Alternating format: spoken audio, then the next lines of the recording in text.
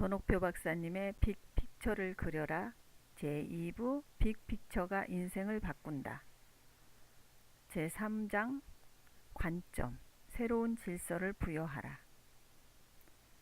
삶의 충격을 스스로 찾아라. 그에게는 좋은 선배가 있었다. 경력직으로 들어와 공채 동기들 사이에서 겉돌던 그에게 따뜻한 말을 건네며 먼저 다가와준 부장이었다. 상사 업무라는 것이 외국과의 거래가 많아 야근도 잦고 온갖 크레임이 다반사였지만 부장은 작은 일 하나도 수완 좋게 처리했다. 몇 년 전 인도네시아 탄광 개발 건으로 자카르타에서 함께 일하며 선후배 사이에 끈끈한 정도 생겼다. 여러모로 인생의 롤 모델이라고 생각할 만한 선배였다. 그 선배가 명예퇴직을 준비하라는 무언의 권고를 받고 말았다. 아직 50도 채 안 되는 데다 그간의 업무 성과가 좋아서 모두들 임원감이라고 생각해온 터였다. 그러나 경기 악화가 지속되면서 회사 사정이 급속도로 나빠지는 바람에 다른 부장급 관리자들과 함께 면담이 계속되었다. 결국 부장은 명예퇴직 통보를 받았다. 마지막으로 출근하는 날 부장이 회식 자리에서 술을 마시며 그에게 말했다. 설마 삿입에 거미줄 치겠어? 대기업에서 밥 먹은 지 20년이야. 20년? 좀 쉬다가 다른 곳 알아봐야지. 얼마 전 그는 선배의 장례식에 다녀왔다. 자살이었다. 유서에는 바깥이 이렇게 차가운 줄 몰랐다고 적혀 있었다. 그는 오열하는 부장의 부인과 아이들을 바라보며 눈물을 흘릴 수밖에 없었다. 경영연구소를 찾아온 30대 후반의 직장인들은 대체 어떻게 살아야 할지 모르겠다고 토로하며 어디선가 봤던 회사가 전쟁터라고 밀어낼 때까지 그만두지 마라. 밖은 지옥이다. 라는 글이 머릿속을 맴돈다고 했다. 우리네 고달픈 가장들의 슬픈 자화상이다. 조직 속에 있을 때는 몰랐으나 막상 밖으로 나와보니 대체 무엇을 어디서부터 어떻게 시작해야 할지 갈피를 잡을 수 없는 막막함. 줄어드는 퇴직금과 통장 잔고의 압박이 평범한 모범 가장을 극단적인 선택으로 몰고 갔을 것이다. 그는 부장과 함께 회사를 나간 사람들이 이런저런 프랜차이즈 사업을 시작했으나 1년도 못 채우고 문을 닫았다며 한숨을 내쉬었다. 점점 더 살기 어려워지는 세상에서 도무지 어찌해야 할지 모르겠다며 내 연구소를 찾아온 터였다. 당신의 진짜 이름을 찾아라. 안타깝고 비통한 일이다. 시장이 어려워지면 기업에서 가장 먼저 단행하는 것이 정리해고, 명예퇴직 등의 임원 감축이다. 적자에 허덕이는 경영자 입장에서 보면 경영 정상화에 이르는 가장 쉽고 빠른 방법이기도 하다. 차라리 근무시간 조정과 임금 삭감을 통해 고통을 분담하며 어려운 시기를 이겨내야 한다고 말하는 사람도 있다. 하지만 그게 가능한 기업이 있고 안 되는 기업도 있다. 모든 게 경영진의 탓이라고 비난만 하는 것은 스스로를 망치는 지름길이다. 물론 기업 운영에 키를 쥔 것은 경영진이므로 그들 역시 잘못하면 책임을 지고 물러나야 한다. 횡령이나 배임 등 기업 이익에 반하는 짓을 하는 경영진도 있기 때문이다. 그 손실을 직원들에게 떠넘기는 것은 용서할 수 없는 일이다. 그러나 훌륭한 경영진의 훌륭한 직원들로 이루어진 기업에서도 세계 경제나 업계 상황에 따라 구조조정이 필요한 경우가 있게 마련이다. 이 전제를 부정하기 시작하면 고통에서 빠져나올 방법은 영영 사라진다. 이게 다 회사 때문이고 이기적인 주주들 때문이고 사악하고 냉혈한 자본주의 체제 때문이라면 대체 나는 어디에 있는가? 상황이 이 지경이 되기까지 나는 그동안 뭘 하고 있었는가? 종종 엄마들을 대상으로 강연할 때가 있다. 아이를 성장시키고 이기는 습관을 길러주는 방법을 소개하기 위해서이다. 강연이 끝나고 질의응답 시간 때 대부분의 엄마들이 이렇게 말한다. 초등학교 3학년 누구누구의 엄마예요. 중학교 2학년 아이의 엄마입니다. 나는 질문한 엄마 본인의 이름을 다시 묻는다. 그제야 누구의 엄마가 아닌 자기 이름을 말하는데 표정이 묘하게 달라진다. 누구의 엄마라는 호칭이 아닌 자기 이름을 말하면서 좀 더 당당해진다. 모든 것은 늘 이름 찾기부터 시작한다. 당신은 누구인가? 전자회사의 상무인가? 타이어 회사의 과장인가? 아니다. 세상이 그런 식으로 당신을 설명하게 놔두지 마라. 당신이 누구인지는 당신 스스로 정해야 한다. 그것이 바로 개인의 브랜드화이자 차별화이다. 자신을 제대로 정의 내리고 소개하는 일은 취업 준비생이 자기소개서를 쓸 때만 필요한 게 아니다. 당신의 삶 전체를 통해 증명해내야 하는 것이다. 타이어 회사 과장 아무아무개는 다른 누군가로 얼마든지 대체할 수 있다. 스스로를 구조조정 대상자로 외롭게 내버려 두지 마라. 언젠가 그 호칭이 당신을 버릴 것이다. 대기업 과장 누구누구일 때 주위에 있던 이들 중 대다수는 당신이 그 직책을 잃고 그냥 누구누구가 되는 순간 등을 돌릴 것이다. 과연 누구 탓인가? 그들 탓인가? 아니다. 그들이 당신 자신이 아닌 대기업 과장 아무개와 만나도록 방치하고 내심 즐겨온 바로 당신 탓이다. 아주 오래전부터 피터 드러커는 기업에서 월급을 받더라도 나 주식회사의 대표처럼 행동해야 당당하게 살아남을 수 있다라고 강조했다. 시대가 빠르게 변하고 사람들의 평균 수명이 높아지는 만큼 직장에 있든 직장을 나오든 자신만의 경쟁력을 갖춰야 한다는 것이다. 직급과 직책 빼고 당신의 이름만으로 당당해질 수 있는가? 계급장 떼고 붙자는 군인들의 각오는 직장 생활에서도 필요한 마음가짐이다. 직급과 직책, 나이에 개의치 않고 지금 함께 일하는 사람들과 당당하게 맞붙을 수 있을까? 당신이 갑의 위치에 있는 회사 직원이라고 해보자. 지금 당신은 을의 위치에 있는 회사 직원과 이야기한다. 둘은 우연히 갑을 관계의 회사에 들어갔을 뿐 사실 실력 차이는 별로 없다. 당신의 이름 앞에 들어간 대기업의 이름과 상대방의 이름 앞에 들어간 중소기업의 이름을 떼고 능력만으로 견준다면 당신은 어떤가? 회사 이름을 떼고 당신이라는 개인에게 집중시킬 만큼 뛰어난 실력과 전문성을 겸비했는가? 지금 당신이 진행하는 일은 당신이 아니었다면 결코 진행될 수 없는 일인가? 남들과 차별되는 당신만의 무언가를 만들어내고 있다면 당신은 빅픽처를 제대로 그려가고 있는 것이다.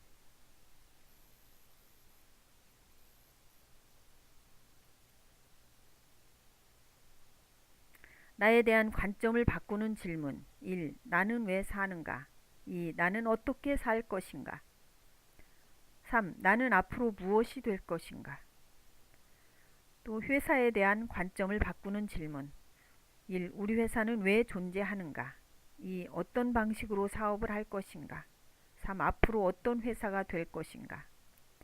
가장 나답게 할 수 있는 일 개인의 인생에서 빅픽처는 왜 사는가에 대한 자신만의 답에서 출발한다. 모든 사람이 대통령을 꿈꾸지는 않는다. 아이돌이나 100억대 연봉을 받는 축구 스타를 꿈꾸는 것도 아니다. 빅픽처는 무언가가 되고 싶다는 꿈과는 다르다.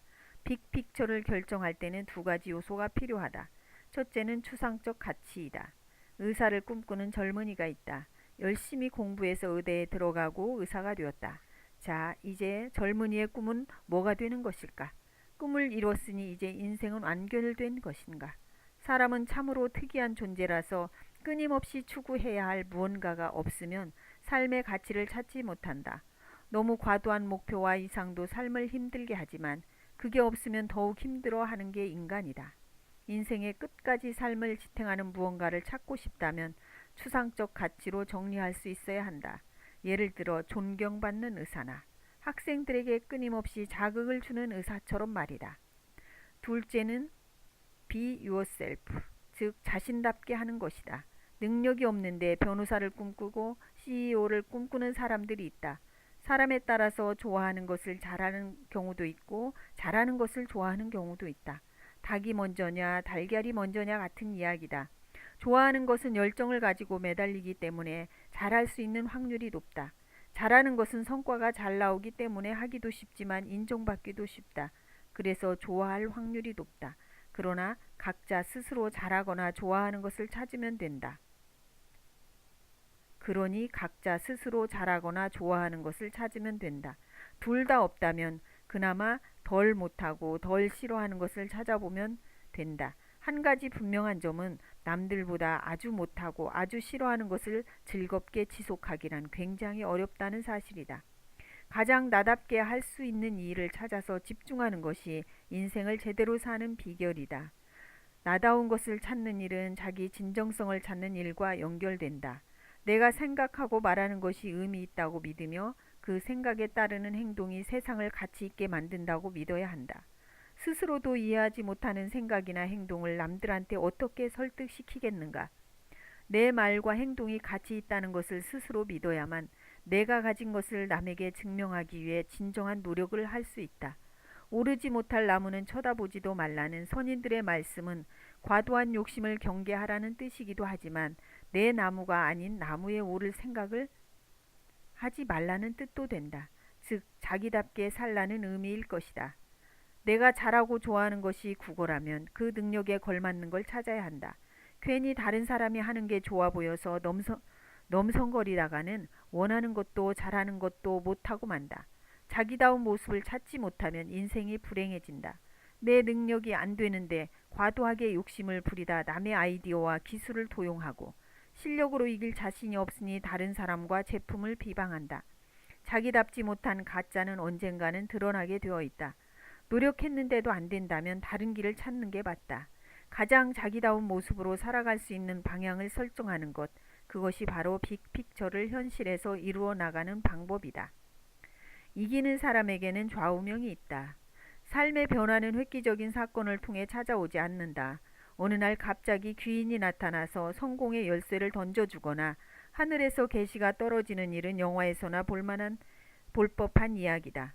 변화는 일상에서 형성된 작은 것들, 이를테면 하루하루의 사소한 습관, 생각, 행동이 모여 이루어진다. 하지만 변화의 계기는 우연히 찾아오기도 한다. 이 계기를 통해 진정한 변화로 나아가느냐는 이후의 생활 습관에 달려있다. 대부분의 사람들은 변화의 계기가 다가왔을 때 달라지고 싶어 한다. 소심한 성격을 버리고 활발해지려 하거나 앞뒤 가리지 않는 저돌적인 성격을 버리고 차분해지려 한다. 이처럼 지금까지 어떻게 살아왔는가에 따라 성장의 방향이 달라진다. 우리에게는 태어날 때부터 타고난 성향도 있고 후천적으로 습득한 부분도 있다. 다만 사람은 완벽하지 않기 때문에 원하는 것을 얻기 위해서는 조금씩 바뀌어야 한다. 그 변화의 과정 속에서 애초부터 누군가에게 딱 맞는 해답이란 존재하지 않는다. 사람은 누구나 다 다르기 때문이다. 그런 의미에서 인생의 큰 그림을 그리려면 현재 자신의 모습을 제대로 들여다봐야 한다. 그래야 자신의 어떤 부분이 부족하고 어떤 부분을 더 발달시켜야 하는지 알 수 있기 때문이다. 가능하면 그것을 좌우명 삼아 항상 곁에 두고 스스로를 경계해야 한다. 이명현 전 교육부 장관의 좌우명은 공짜는 없다이다. 그는 집안이 어려워 초등학교를 마치고 중학교에 진학하지 못했다. 이후 검정고시로 중학교와 고등학교를 졸업하고 대학까지 마친 후 자수성가하여 서울대 교수가 되고 마침내 교육부 장관 자리에까지 올랐다. 연애하면 공부에 방해된다는 이유로 44살까지도 결혼도 하지 않았다. 세상에 공짜란 없다는 것을 누구보다 잘 알고 있던 그였기에 처한 상황에 맞춰 생활을 조정해 나간 것이다. 중앙병원 흉부외과 송명근 박사의 좌우명은 그 일에 미쳐야 그 일을 해낸다라고 한다. 이 불광불급의 철학은 그를 100% 완벽주의자로 만들었다. 수술할 때는 왼손을 잘 다뤄야 하는 경우가 많기 때문에 오른손잡이인데도 늘 왼손으로 식사하고 밤마다 왼손으로 방석을 꿰매며 연습했다. 아주 작은 실수로도 환자가 목숨을 잃는 수 있다는 생각에 그는 스스로에게 조그만 실수조차 용납하지 않는 것이다. 의도적인 연습을 통해서 그는 마침내 자신이 간절히 원하던 모습을 완성시킬 수 있었다. 이처럼 자신만의 빅픽처를 찾는 사람들은 스스로를 경계하고 끊임없이 채찍질했다. 당신의 좌우명은 무엇인가? 없다면 지금 당신의 모습을 깊이 들여다보고 스스로 경계할 말을 떠올려보자. 그 말을 좌우명 삼아 빅픽처를 위한 의미 있는 변화를 이끌어내자. 프레임 전쟁의 승자가 되라. 조지 레이코프는 명저 코끼리는 생각하지 마를 통해 2004년 미국 대통령 선거에서 민주당이 질 수밖에 없었던 이유를 인지언어학의 관점으로 설명했다. 민주당은 전임 대통령 조지 W. 부시의 실정을 비판하며 그 진실을 알리는 데만 급급했다. 그것만으로도 유명한 그것만으로도 현명한 유권자들이 존 케리 후보를 뽑아줄 거라고 착각했던 것이다. 사실은 바로 그 때문에 선거의 승패를 결정하는 프레임 전쟁에서 지고 말았다. 민주당이 반부시에 집착하는 동안 공화당의 브레인들은 치밀하게 연구한 결과를 바탕으로 대중과 커뮤니케이션했다. 일례로 공화당은 그들의 친기업적 신자유주의 정책인 감세 문제를 언급하며 세금 구제라는 표현을 썼다. 세금의 구제라는 표현을 쓴 순간 세금 고통스러운 것 경감해야 할 대상이 된 것이다. 부시 정부 이전에는 문자 그대로 세금을 줄이는 감세라는 표현만 있었을 뿐 세금 구제라는 표현은 없었다. 우스운 것은 이 표현을 민주당이 더 적극적으로 사용했다는 것이다. 그들이 세금 구제에 반대하고 한다고 말하는 순간 기업 증세를 통해 복지 재원을 늘리고 사회적 약자를 배려하자라는 진정한 주장은 사라지고 고통으로부터의 구제에 반대하는 뉘앙스만 강화된 것이다.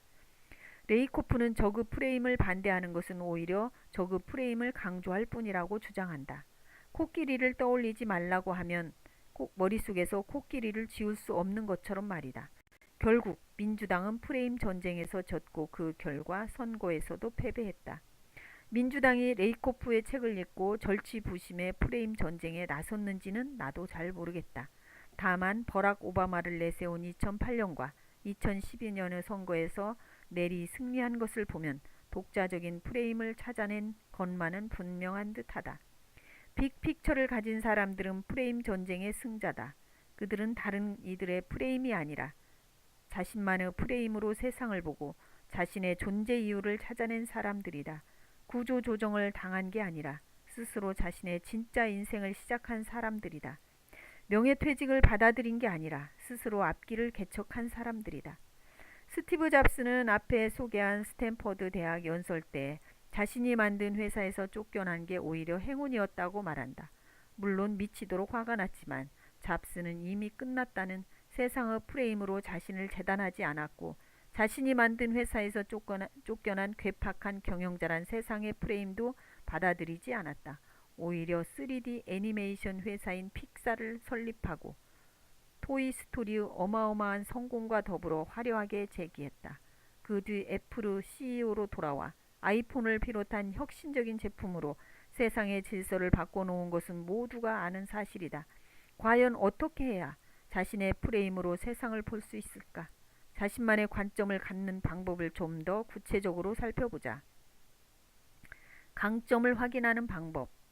지방대에 다니는 한 학생이 나를 찾아와 자신의 강점을 잘 모르겠다고 하소연했다. 그에게 잘하는 걸 물었더니 계산을 잘한다고 대답했다. 이어서 좋아하는 것을 묻자 가게에서 물건 파는 일을 좋아한다고 명쾌하게 대답했다. 그렇다면 경영 쪽에 소질이 있는 것이다. 그리고 그와 대화를 나누는 과정에서 나는 그가 발견하지 못한 장점을 한 가지 더 발견했다. 그는 자기 인생에 궁금한 점이 많았고 내 책을 읽고 연구소까지 찾아올 정도로 근성과 열정이 있었다. 나는 그에게 비즈니스 마인드가 굉장히 강하니 장기적으로는 기업 경영자를 목표로 하라고 조언해 주었다. 기업 경영자가 되려면 직접 창업하는 방법도 있고 직장에 들어가 전문 경영인으로 성장하는 방법도 있다. 현재 자신의 여건을 돌아보고 탁월한 기술과 독특한 영역이 있다면 창업을 선택해도 좋지만 그렇지 않다면 직장에 들어가 경영 전반을 배우면서 차곡차곡 실력을 쌓는 것이 낫다. 그 과정에서 자신이 지닌 강점들을 최대한 살려나가면 더 좋을 것이다. 자신의 강점을 알아내려면 다양한 경험이 필요하다. 하지만 모든 경험이 다 좋은 것은 아니다. 장점을 찾기 위해서라기보다 순전히 직장 생활이 즐겁지 않기 때문에 제빵을 배운다든지 춤을 춘다든지 하는 것으로 관심을 돌리는 사람들이 있다. 취미를 갖는 것이 나쁜 게 아니다. 그러나 제빵업계나 식품업계가 아니라면 빵을 굽는 것이 직무상의 장점은 될 수 없다. 지금 맡은 직무와 관련된 영역에서 자신이 좋아하면서 잘하는 것을 찾아야 한다. 예를 들어 다른 부서 사람들하고 친해져서 업무 조율을 잘한다든지 현장 중심의 생각을 잘한다든지 좋은 아이디어를 낸다든지 하는 것 말이다. 나의 강점이 실제 하는 일과 밀접하게 연관될 때 누구도 넘보지 못하는 특별한 강점으로 발전시킬 수 있다. 취미가 즐거운 이유는 굳이 그것으로 성과를 내고 돈을 벌지 않아도 되기 때문이다. 취미를 일로 만들지 말라고 하는 까닭 역시 취미가 일이 되는 순간 치열함과 경쟁이 같이 따라붙기 때문에 이전과 같은 즐거움을 느낄 수 없다는 사실을 알기 때문이다. 강점의 선순환. 자신의 훌륭한 면을 따르는 사람은 훌륭하다. 보잘것없는 면을 따르는 사람은 보잘것없다. 맹자의 말이다. 그러나 대부분의 사람들은 보통 잘하는 것보다 못하는 것에 집착한다. 연구소를 찾아온 직장인들의 경우 강점을 묻는 질문에는 쭈뼛대다가도 약점이 뭐냐고 하면 기다렸다는 듯이 쏟아낸다. 지방대를 나와서 회사 안에 연줄이 없어요. 숫자에 약하다 보니 회계가 두려워요.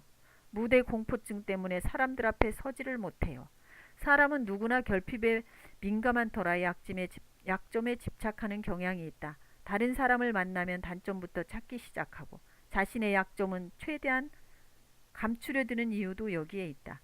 상품 프로모션에 관한 기획 아이디어도 잘 내고 숫자를 다루는 데 능숙하며 고객과의 소통을 즐기는 마케팅 팀장이 있었다. 그러나 그는 행정관리 능력이 좀 떨어지는 데다 업무를 꼼꼼하게 처리하지 못하고 세세한 부분을 놓칠 때가 많았다. 그는 이런 문제들 때문에 계속 의기소침해지고 있었다. 상사까지 그의 업무 처리 능력을 지적하자 문제는 더욱 심각해졌다. 기획 아이디어를 쏟아내던 창의력마저 급격히 고갈되기 시작한 것이다. 그는 어두운 표정으로 나에게 조언을 구하며 전업을 해야 할지 심각하게 고민 중이라고 고백했다. 위대한 나의 발견 강점 혁명의 저자 마커스 버킹엄은 세상에는 강점을 나타내는 어휘보다 약점을 나타내는 어휘가 훨씬 더 많다고 했다. 이는 우리가 열심히 노력해야만 우리의 강점을 제대로 인식할 수 있다는 뜻이기도 하다. 세상은 약점을 발견하고 그것을 묘사하는 데 최적화되어 있기 때문이다.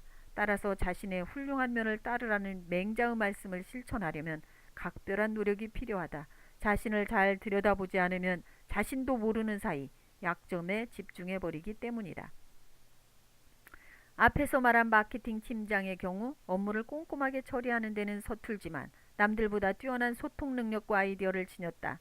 대인 관계가 좋고 커뮤니케이션 스킬이 뛰어나다는 자신의 강점을 파악해서 살려 나가면 좋은데 약점에 함몰되어 서투른 일에 매달리다 보니 일의 재미는커녕 회사에 다닐 의욕마저 잃어버린 것이다. 나는 직장에서 그의 약점을 보완해줄 강점 파트너를 찾으라고 조언했다. 그의 약점을 강점으로 지닌 사람을 찾아 전략적인 한 팀을 이루라는 말이었다. 파트너에게 자신의 약점 영역을 과감하게 유임한 뒤 의식적으로 자신의 강점에 주목하고 평소에 그것을 나타내는 강점 어휘를 사용하라는 조언도 덧붙였다. 나는 관리력이 떨어져 라고 하는 대신 나는 아이디어가 풍부해 라고 말하는 것이다. 얼마 후 그는 기쁜 얼굴로 연구소를 찾아왔다. 상사가 팀 실적이 눈에 띄게 올랐다고 칭찬했다는 것이다. 그가 누군가를 칭찬하고 강점을 인정하며 손을 내밀자 그도 다른 누군가에게 칭찬받았다. 또한 자신의 약점에 집착하는 대신 강점을 어필하니 남들도 그 강점에 더 주목했다. 그야말로 강점의 선순환이 이루어진 것이다. 가능성 대신 성과로 말하라. 삼성이라는 거대 조직을 비롯해 여러 기업에서 인사 고과와 연봉 협상 과정을 경험하며 느낀 게 있다. 나는 나를 미래로 평가하고 남들은 나를 과거로 평가한다는 것이다. 즉 자기 자신은 가능성에 주목해 자신을 바라보지만 남들은 성과로 판단한다는 말이다. 연봉은 철저하게 성과로 결정된다. 그런데 가능성은 지극히 주관적인 요소라는 점을 간과해서는 안 된다. 핵심 성과 지표를 보면 전년 대비 올해 실적이 숫자로 나온다. 달성했는가 못했는가로 표현될 뿐 그 과정에 피치 못할 사정이나 눈물 나는 노력은 어떤 항목에도 개입되지 않는다. 이것이 냉혹한 현실이다.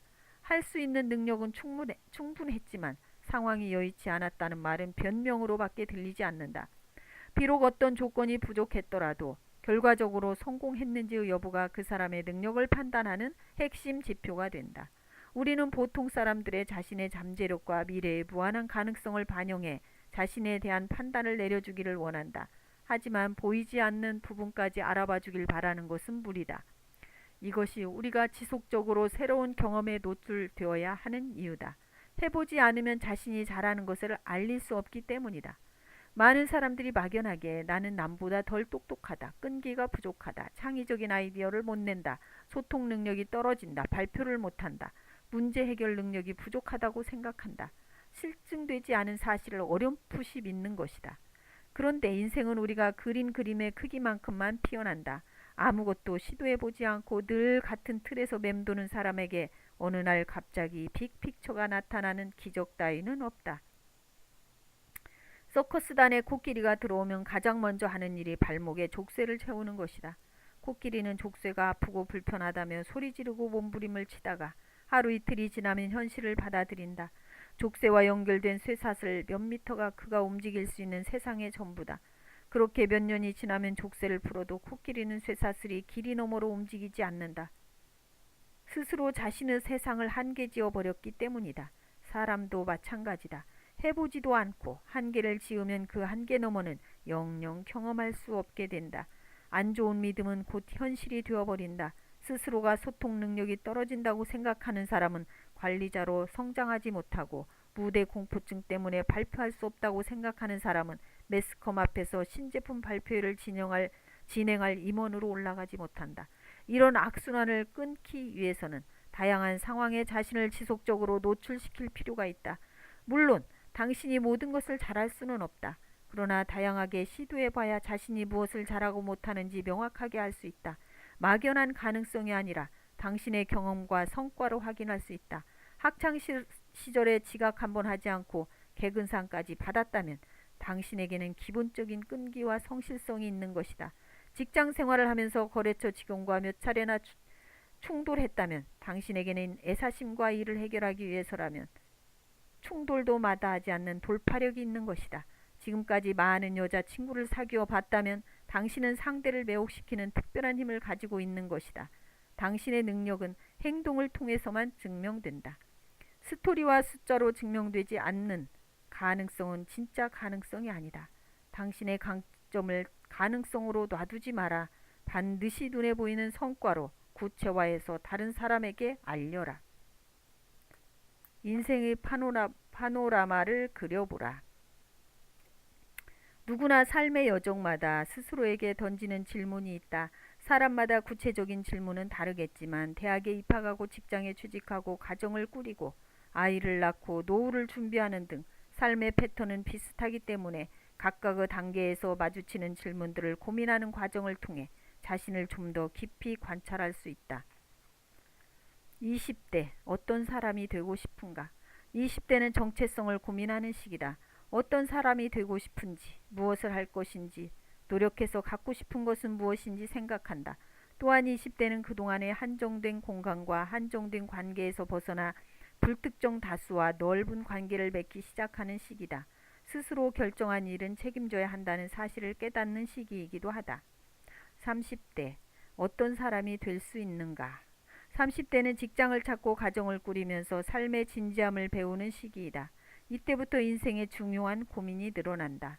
하고 싶은 일과 해야 하는 일 가운데 무엇을 선택해야 하는지, 할 수 있는 일과 없는 것은 무엇인지 등이 인생의 화두로 등장한다. 또한 가정생활과 직장생활의 조화로운 균형을 고민하는 시기다.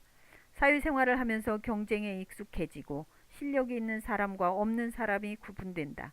자신이 부장, 이사까지 올라갈 수 있을지, 이 직장에서 성공을 가늠할 수 있을지 냉철하게 판단하는 시기이기도 하다. 사회의 다양한 관계망 속에서 자신의 위치를 가늠하고 때로는 자괴감에 빠져서 고민하고 괴로워하기도 한다. 40대 내가 원하던 모습인가? 40대의 삶은 복잡하다. 위에서는 상사가 실적으로 압박하고 밑에서는 능력 있는 후배들이 치고 올라온다. 퇴직에 대한 불안감이 커짐과 동시에 아이들이 성장하면서 많은 돈이 필요한 시기이기도 하다. 신체적, 정신적으로도 혼란을 겪고 남편과 아내의 역할에 대해서도 많은 생각을 하게 된다. 또한 실무자로 바쁘게 뛰어다닌 30대를 지나 관리자로 들어가면서 이것이 과연 내가 원하던 삶인가를 진지하게 고민하기 시작한다. 그리고 현명한 40대는 지금까지의 삶을 되돌아보며 앞으로의 40년, 50년을 계획한다. 60대 어떻게 해야 후회 없는 인생을 살까? 50대부터는 언제까지 일할 수 있는지, 은퇴 후에 건강이 나빠지고 아예 일을 못해도 살아갈 만큼 노후 자금이 충분한지를 고민한다. 더불어 자신의 진짜 꿈은 무엇이었는지, 지금 하고 싶은 일은 무엇인지 생각해 본다. 이 시기에는 내가 과거에 꿈꾼 일들을 실행하기에 시간이 충분한가를 고민하면서 하고 싶었지만 여건 때문에 포기해야 했던 일들을 시도하려고 노력한다. 또한 몸의 기력이 서서히 쇠락해지는 것을 느끼며 죽을 땐 누가 내 옆에 있을까? 자식들에게 짐이 되지 않으려면 어떻게 해야 할까? 나와 배우자 중 누가 먼저 세상을 떠날까 등에 대해서도 생각하기 시작한다. 그리고 보면 아직 정정한 내 사회에서 할 수 있는 일이 줄어든다는 사실에 슬픔을 느끼는 시기이기도 하다. 더불어 지금까지 내가 해서 혹은 하지 않아서 후회하는 일은 무엇인가? 내가 했던 일 가운데 죽은 뒤에도 남는 것은 무엇일까 등을 진지하게 고민한다. 70, 80대 이제 무엇을 할 수 있을까? 70대부터는 과거를 돌이키는 데 집중한다. 한때는 자신이 초롱초롱한 눈망울의 아름다운 목소리를 가진 사람이었다거나 프레젠테이션을 아주 뛰어나게 하던 팀장이었다는 걸 누가 기억할까 등에 대해 생각한다. 또한 의지대로 몸을 움직일 수 없게 되면서 물리적, 심리적 좌절을 경험하지만 그럼에도 불구하고 지금이라도 내가 할 수 있는 일이 뭐가 있을지 고민한다. 죽음을 준비하면서도 이 세상에 살았던 흔적을 어떻게 남길지 생각하는 것이다. 인생의 파노라마가 그려졌는가? 우리는 당장 눈앞에 벌어진 일들 때문에 정작 자신의 인생을 제대로 구경하지 못한다. 묘비명을 준비하는 노인의 시선으로 자신의 인생을 들여다보라. 당신은 위에 나온 인생의 질문들에 어떤 대답을 하며 살아왔는가? 후회되는 시기가 있는가? 당신이 주연한 영화에 어떤 평점을 주고 싶은가? 별 하나를 주기에는 너무 이르다. 당신에게는 아직 나머지 질문들이 많이 남아있다. 지나간 질문을 붙들고 후회하지 마라. 남은 질문들에 대해 멋진 대답을 준비하기에도 인생은 짧다. 나에게 묻는다. 10년 전에 충분히 시작할 수 있었던 일 중 하지 못한 것이 있는가? 지금 그때로 돌아간다면 무엇을 하고 싶은가? 3. 그 일을 학교 생활 혹은 직장 생활과 양립할 자신이 있는가? 4. 그러기 위해서 무엇을 포기해야 하는가? 5. 그리고 그것을 기꺼이 포기할 수 있는가? 정답이 아니라 자신만의 답을 가져라. 미국에서 공부하고 돌아와 대학 강단에 선 지인이 말했다. 학생들에게 책을 읽고 리포트를 쓰라고 했더니 죄다 줄거리만 요약해 오지 뭡니까? 사실 전 책 내용이 아니라 학생들의 생각이 궁금했던 건데 말이죠. 학창시절 독후감 숙제를 쓰느라 책 뒤에 있는 줄거리 요약을 베낀 경험이 한두 번은 있을 것이다. 우리나라 사람들은 자기 의견을 말하지 않는다는 이야기를 종종 듣는다. 모두가 다 아는 상식, 증명된 이야기를 좋아한다는 것이다. 그 저변에는 정답이 아니면 어쩌지 하는 불안감과 타인이 나를 어떻게 바라볼까 하는 두려움이 깔려있다. 우리는 정답 문화를 좋아한다. 100가지 답안 중에서 하나가 정답이면 나머지 99가지는 오답이다. 정답이 아닌 답을 내면 그 밖의 의견이 아니라 그 즉시 바보로 등극한다. 우리가 다인종 다민족 국가가 아닌 단일민족 국가라서 자신과 다른 의견을 철저히 배척한다는 견해도 있다. 아직 개발도상국이었을 때는 이 정답 문화가 도움이 됐다. 당장의 배고픔에서 벗어나려면 의견을 하나로 모아 일치 단결해야 했기 때문이다. 그러나 선진국 반열에 올라선 지금은 과거의 정답 문화가 우리의 발목을 잡고 있다. 세상이 급변하고 다양성이 주목되는 시대에 한 가지 정답만 옹호하고 다른 것은 전부 배척하는 토양에서는 창의성이 제대로 싹틀 수 없다. 우리 모두 정답을 강요하는 문화에서 자라났지만 안타깝게도 누구에게나 적용되는 인생의 정답은 존재하지 않는다.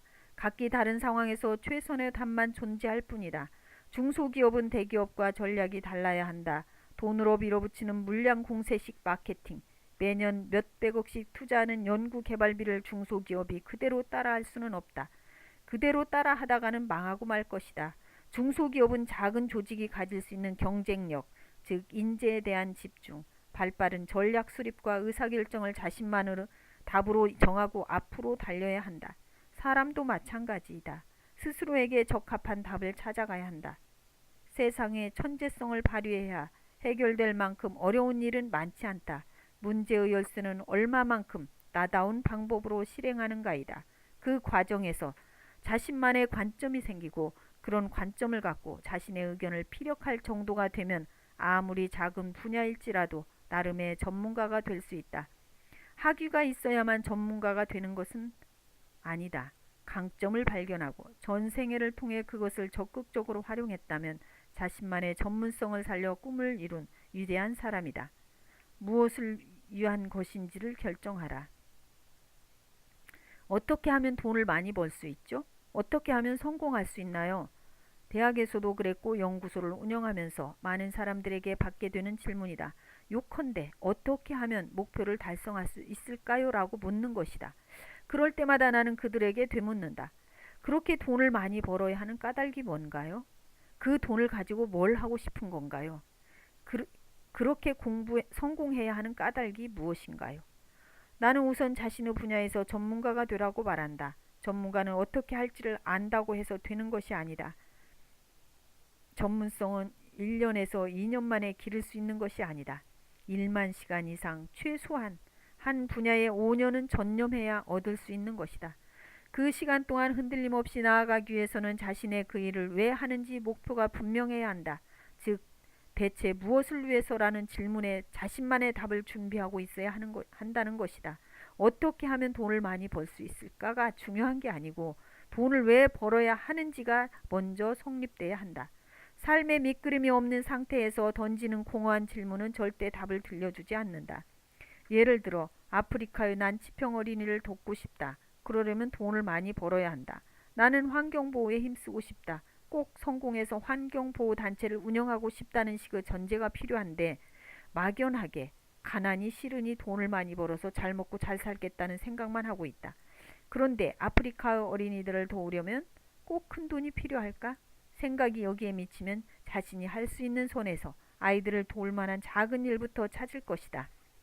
그 과정에서 자연스럽게 전문가가 되는 것이다. 전문가가 되고 빅픽처에 가까워지면 돈은 저절로 따른다. 질문을 제대로 했기 때문에 정답에 가까워지는 것이다. 아프리카의 난치병 어린이를 돕겠다는 빅픽처를 그린 사람은 결국 구체적인 지식과 방법을 찾을 것이고 그 내면의 동기가 유니세프에 들어갈 실력을 갖추기 위해 어려운 공부를 해내도록 이끌 것이다. 그렇게 빅픽처를 향해 다가가며 자연스럽게 전문가의 관점을 갖게 될 것이다. 전문가가 되는 방법. 소년이 할아버지에게 성공이 무엇이냐고 물었다. 할아버지가 대답했다. 좋은 판단이지. 소년이 다시 물었다. 좋은 판단은 어디서 오나요? 경험이지. 소년은 또다시 물었다. 경험은 어디에서 오나요? 할아버지는 미소를 띠며 말했다. 나쁜 판단이지. 지금 하는 일의 양부터 늘려라. 오리온 제과에서 과자 브랜드 마켓 5를 성공시켰으며 지금은 CJ의 브랜드 전략 고문으로 있는 노희영 상무는 24시간 일이 생활화되어 있다. 그는 새벽에도 주말에도 직원들에게 문자를 보낸다.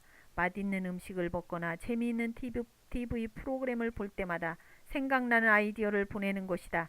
그녀가 생각하는 CJ는 라이프 스타일을 창조하는 회사이고 그렇기 때문에 자신이 먹고 마시고 입고 즐기는 인생의 모든 것이 회사 일과 연관되어 있다고 말한다.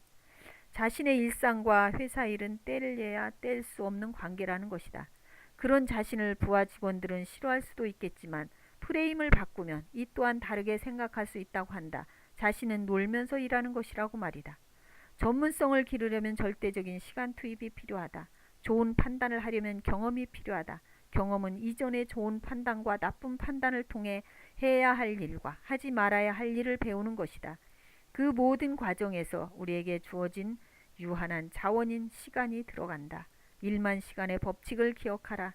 하늘에서 내려오는 성공의 사다리 따위는 없다.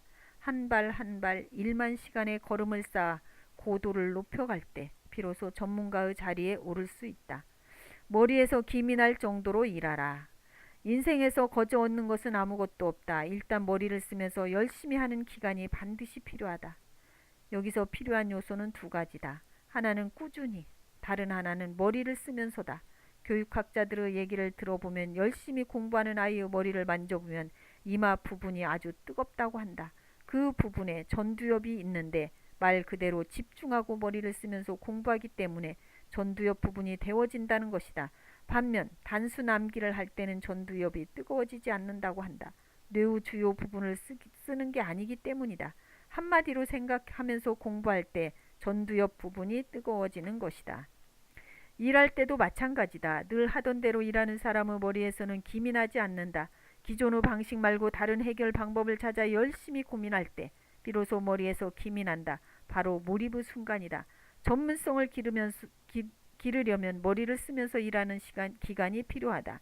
이 시기에 열심히 일해야 한다. 자신이 원하는 분야에 투입하는 절대적인 시간을 늘려야 한다. 바리스타가 되고 싶다면 커피를 만들 때, 구직자라면 이력서를 쓸 때 머리에서 김이 날 정도로 몰입해야 한다. 슬렁슬렁 집중하지 않고 남들 놀 때 다 챙겨놓는 사람이 성공할 확률은 제로에 가깝다. 업계 최고보다 10%더 위를 보라. 업계마다 최고로 잘하는 사람이 존재한다. 전문가가 되고 싶다면 어느 정도 수준이 최고인지부터 살펴봐야 한다. 최고들의 퍼포먼스, 그들의 사회적 영향력, 그들의 수입 등을 알아보고 그보다 딱 10%만 더 잘해야겠다고 마음 먹어보자. 구체적으로 목표를 설정해야 꿈에 가까워진다. 이것은 빅픽처를 이루기 위한 행동 플랜, 즉 조각 픽처 만들기의 한 과정이다. 조각 픽처를 설정했다면 이제는 그것을 이루기 위해 최선을 다해야 한다. 이 모든 과정에서 가장 필요한 것은 자기 자신에 대한 확고한 믿음이다. 빅픽처를 바라보며 걸을 때는 스스로에 대한 절대적인 믿음을 가져야 한다. 확신 없는 전문가의 말을 누가 믿겠는가? 자신에 대한 믿음을 유지하려면 끊임없는 배움이 필요하다. 평생 공부하고 연구하는 자세가 필요한 까닭은 자기 자신을 믿기 위해서다. 더불어 이 과정에서 함께 배우고 연구할 사람들과 소통해야 한다. 빅픽처가 개인 픽처에 그치는 것이 아니라 그룹 픽처로 확장될 때 비로소 현실에서 완전한 빅픽처를 완성할 수 있는 에너지가 생기기 때문이다. 따라서 전문가가 되었다고 해도 무엇을 위해 누구를 위해 전문가가 되었는지 그 초심을 절대 잊어서는 안 된다. 자신의 전문성이 사람들을 위해 기여할 때 비로소 빅픽처가 완성되는 것이기 때문이다.